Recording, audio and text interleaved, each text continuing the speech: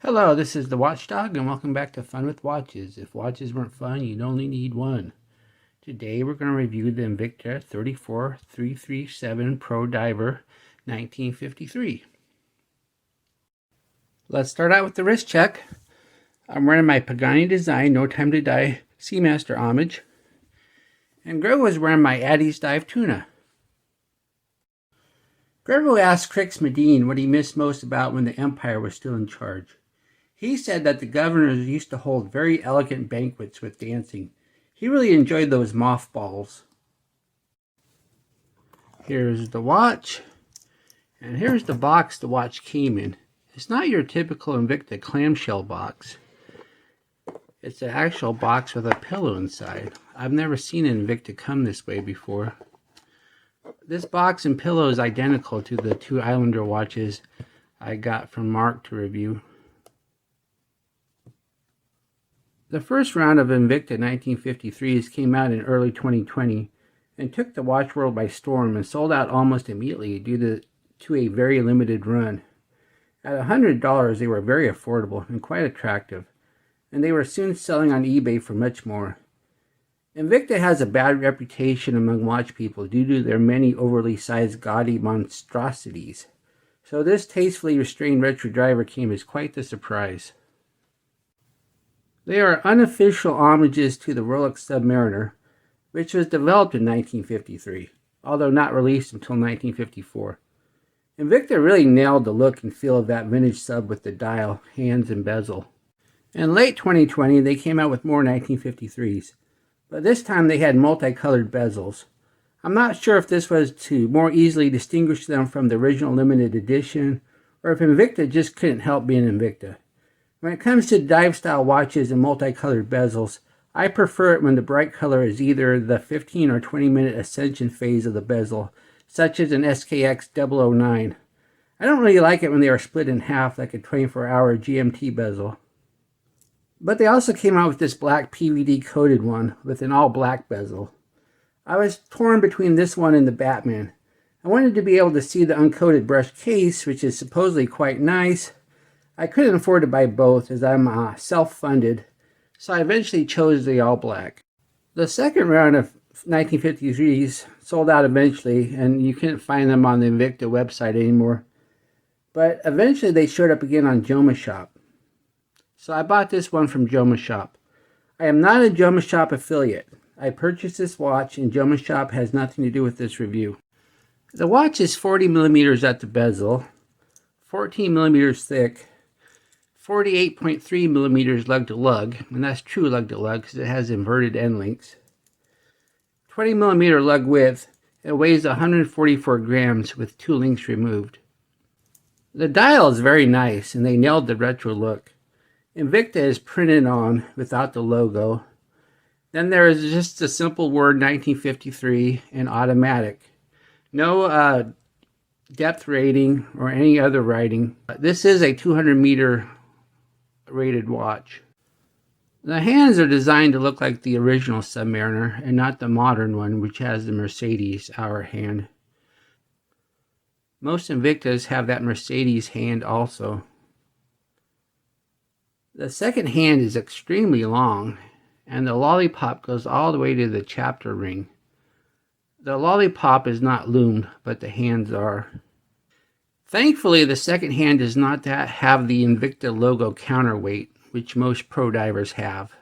I really don't like that one bit, and I think it makes the Invicta watches look really ugly. The loomed applied indices are just the right size, not too big, not too small. And it has batons at the 3, 6, and 9, and a triangle at the 12, and dots everywhere else. It's hard to see with my camera, but if you look at the dots, they look like they have a little dome effect, which makes it look nice. You really can't see that with my camera, though. The 120 click unidirectional bezel has an aluminum insert and also really nails the vintage look. The action is good if a little stiff. So you can hear it. It's good action, just really stiff, and absolutely no back play at all, none whatsoever. And it appears to line up just fine. If you look at the bezel, there's no minute markers during the ascension phase like most modern divers, but there is a loom pip. The flat crystal is what Invicta calls flame fusion. I have never given Invicta Flame Fusion a proper scratch test like I did with Cristerna, so I don't know how scratch resistant it is, but it is definitely not sapphire, and you can't expect sapphire from Invicta on a $100 watch. It has a signed screw down crown with part of the Invicta logo. It's just a little Swiss mark. This is not a Swiss made watch, but Invicta uses this Swiss as part of their logo. The screw down crown has a nice pop when you unscrew it. You can really tell when it's unscrewed. And it does self-wind and hacks. And since this is an NH35, it does have a ghost date. I can understand it would have been better if they would have put an NH38 in there without a date. But due to practicality and the fact that they buy so many NH35 movements, I'm sure it was cost prohibitive to put an NH38 in there. I don't really mind ghost dates. One disadvantage of this black colorway is it makes it harder to admire the nice brush case of the 1953. You can see it a lot better on the non-coated ones, but it's very nice brushwork, and thankfully you don't have that big Invicta engraved on the side like most Invictas. The screw down display case back shows off the NH35 movement. NH35 is the movement of choice for most automatic Invictas, and there's the yellow rotor that they use for most of their NH35 watches. And once again, it's 200 meters water resistance. There's really no point of showing a time graph of this NH35. We're all familiar with the NH35, and it's not consistent enough for a time graph of one watch to be reflective of the watch you will purchase. The bracelet is where some of the cheaper price point becomes apparent. It has hollow end links, and this is not a true 3-link bracelet, it's just a single link. And it has push pin adjusters and not screw down pins, and the clasp is just a press clasp. Then the clasp itself, instead of having push buttons, it's a friction clasp, and it can be quite difficult to open. It really clamps down hard, so you got to watch your thumb. But there are a few nice things about it. It does have 4 micro adjust, and it also has the inverted end links, which makes for a better fit if you have a smaller wrist. Here's the watch on my 7.5-inch wrist. Looks real nice, fits good, it's well balanced, comfortable. I had to remove 2 links to fit this on my wrist, so if you have a huge wrist much bigger than 8, you might have difficulty. Of course, if you have a wrist much bigger than 8, you probably don't want a 40mm watch. Here's the watch on a Bond NATO. I think that looks pretty good.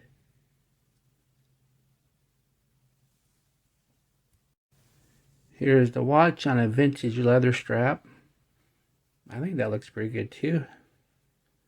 The vintage leather really goes with the retro design of the watch. And since I had it out anyway, and it's a quick release, here it is on that mesh bracelet that I was wearing with that Pagani design. I don't think it looks too bad. A mixture of stainless steel and PVD.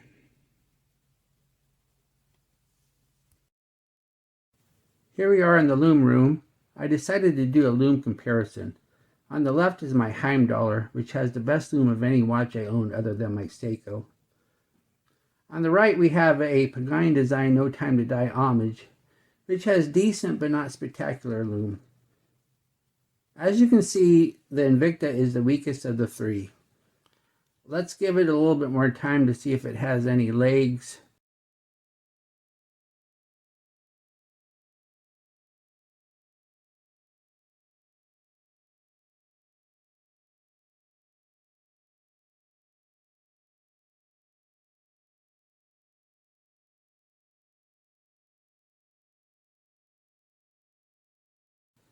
But as you can see, the Invicta is fading fairly quickly and is going to lose this contest.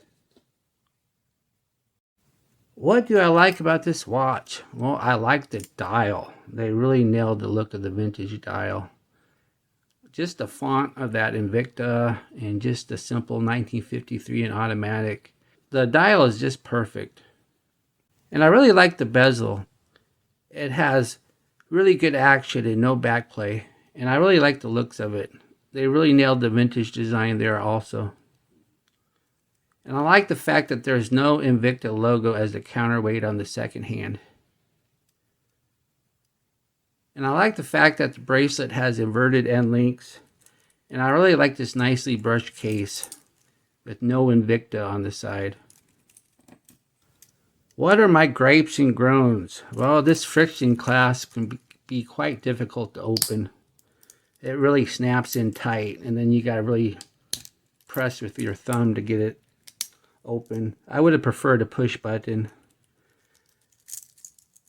This really isn't a gripe and groan, but the watch is just a little small for me at 40 millimeters. I wish they would have made a 42 millimeter version. And the Loom is pretty lackluster. It was beaten by a Pagani design. Do I recommend this watch? Yes, I do. For a mere $100, you're getting a very nice looking retro diver. It looks really classy. I like it a lot. I'm glad I bought it. I'm not sure if I'm going to sell this one or not. Well, thank you for watching my review of the Invicta 1953. Be sure and like and subscribe to my channel, and I will be back with another review. Bye.